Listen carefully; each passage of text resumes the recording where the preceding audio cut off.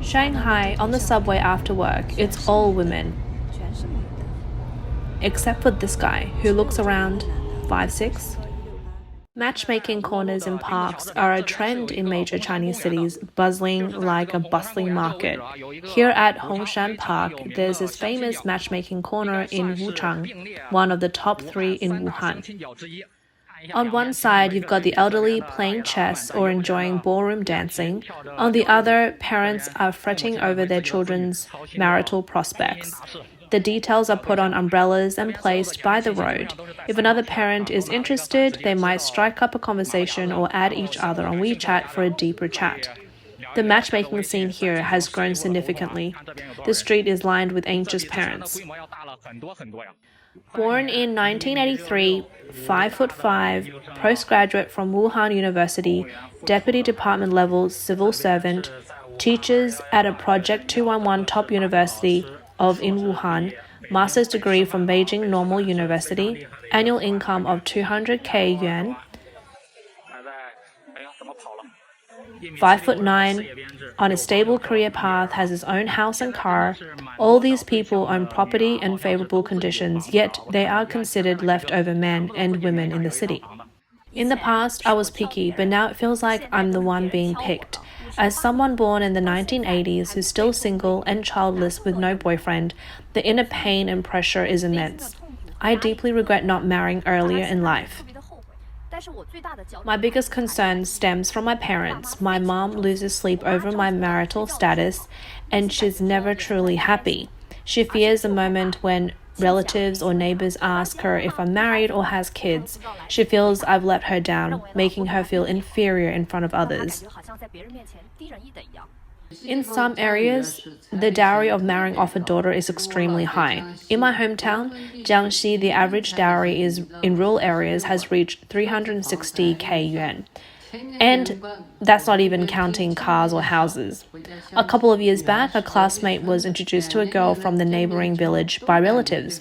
Both were satisfied with each other upon meeting, but when it came to the dowry, the girl's parents demanded 380k based on local customs. They said if he could pay, then marry within the year. If not, then forget it. A bank in Jiangxi introduced a dowry loan. Their promotional poster indicates loans of up to 300k yuan are available, but it requires at least one of the couple to be a permanent staff in a government or public institution. This highlights their repayment capability.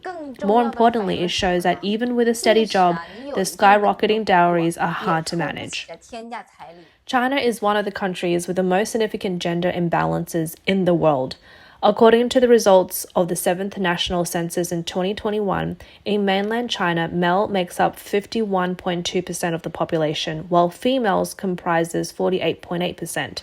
This indicates an excess of about 34.9 million males over females, with 17.5 million more men than women in the marriageable age bracket of 20 to 40. You might think this means there would be 17.5 million leftover men aged 20 to 40. However, the reality is even more concerning. In recent years, a societal anomaly has emerged in China. More developed urban areas have a surplus of single women, leftover women, whereas less developed rural regions have an imbalance of single men. Estimates from mainland media suggest that China might have tens of millions of these leftover men and women, with more men than women. This imbalance has given rise to various social issues and poses a significant factor in societal instability. The surplus of men in China can be traced back to the strict one-child policy that began in the 1980s. For decades, the Communist Party enforced a policy that limited couples to only one child. Given the cultural preference of male heirs in China, there were numerous cases where pregnancies were terminated if they were having a girl. Recent data from the Ministry of Civil Affairs revealed that in 2022, China recorded 68.3 million marriages, only half of the peak in 2013 with 134.7 million marriages. It's the lowest in 36 years, with individuals aged 30 and above comprising 48% of these unions, an all-time high. While marriage rates hit a record low, divorce rates are among the highest globally. China's divorce rate has been on a consistent rise since 2003. According to data released by the Ministry of Civil Affairs, in Q1 2023, China had 2.1 million marriages registrations and 641,000 divorce registrations, and divorces making up nearly a third of the marriage numbers. In China, where family-centric values prevail, children not marrying or having offspring exert immense psychological pressure on their parents. Moreover, young men without harmonious marriages tend to display more violent tendencies. Surveys by mainland media on unmarried rural men revealed that these leftover men are more likely to engage in criminal activities such as gambling, solicitation, and human trafficking. The gender disparity among marriageable individuals also lead to increased extramarital affairs, third-party interference in marriages, more commercialized sexual transactions, and rising divorce rates. Why are there more single men in China's rural areas? The primary reason is the economic lag in the countryside, causing many marriageable women to migrate to cities, especially the larger ones. According to the China Statistical Yearbook 2021, in Chinese villages, the gender ratio, which is the number of males per 100 females, for the 20 to 24 and 25 to 29 age groups are 123.1 and 120.9 respectively, while those for the 30 to 34 and 35 to 39 age groups are 116.8 and 115.8 respectively. Dong Yuzhen, director of the Guangdong Population Development Research Institute, pointed out that many rural women after working in cities never return to their hometowns. Instead, they become permanent urban residents, and some even marry and have children in these cities.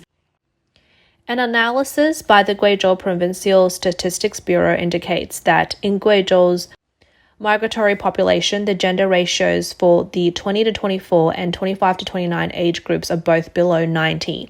This shows that there are significantly more young female migrants than males, leading to a decline in marriageable women in rural areas. Young women in China are more reluctant than their male counterparts to remain in rural areas.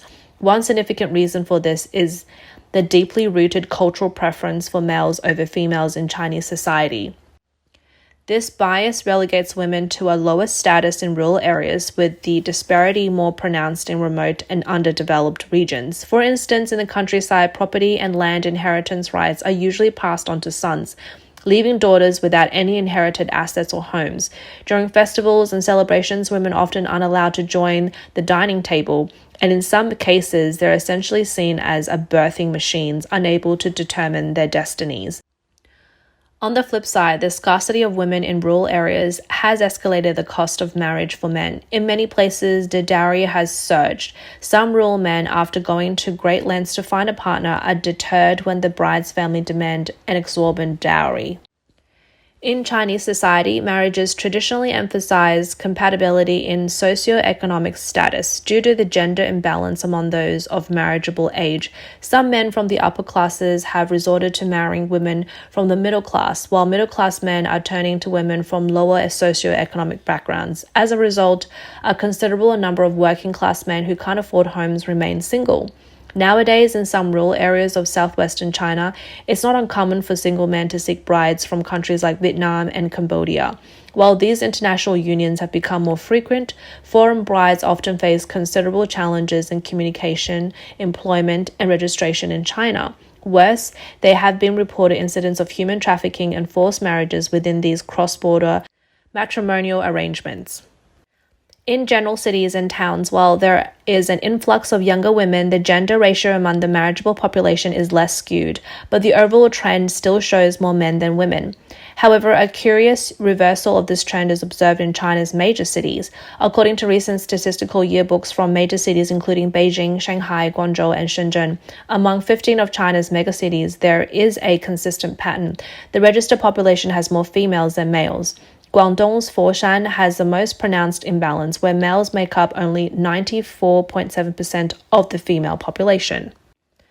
One reason for this urban trend is that in Chinese marriages, men bear the greater responsibility of purchasing homes. The cost of living and real estate prices are much lower in second and third tier cities. Consequently, many men opt to leave major urban areas and settle in smaller cities where buying property is more feasible. While most women in rural areas marry and have children when they reach a certain age, the number of older single women in big cities is rising. According to domestic dating websites, the rate of single women are notably higher in major cities like Beijing, Shanghai, Guangzhou, and Shenzhen, and women there tend to marry later. Professor Liu Jiehua from the Sociology Department of Peking University suggests that the decline in marriage rates is largely influenced by shifts in societal culture. With the country's economic advancement and high education levels, the views on love and marriage, especially among the post-90s generation, have evolved drastically. Many young individuals now prefer not to rush into marriage, and for some, tying the knot isn't seen as an essential life milestone. Most modern women possess substantial economic capabilities, with many even surpassing men in their career achievements. To some of these women, the ancient Chinese notion that men's work centers around outside, women's work centers around the home seems outdated. They no longer wish to be considered as mere appendages to men, but rather as independent beings. For them, marriage and motherhood represents mundane domesticity, which they feel might clip their free-spirited wings. Thus, they might opt not to marry at all. However, these women represent a minority. The majority of single women still yearn for marriage. This longing stems from the perception that life can be rather bleak and lonely for a single woman, especially as she ages. The challenge is that many of these single women are highly educated with lucrative salaries. They naturally gravitate towards partners who are more accomplished than themselves.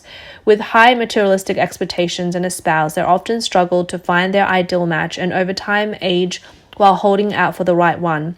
This has led to a peculiar trend in cities. Women with average qualifications tend to find partners more easily, while their more accomplished counterparts struggle more in the marriage market.